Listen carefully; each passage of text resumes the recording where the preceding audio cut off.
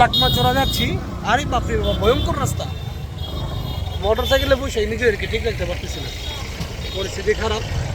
দেখা এই back camera দিয়ে দেখেন অবস্থাটা, মাটির রাস্তা দেখেন, এই যে কাঁচা রাস্তা। কাঁচা রাস্তা, এই আসলে মোটর সাইকেলের যাতায়াতটাই বেশি।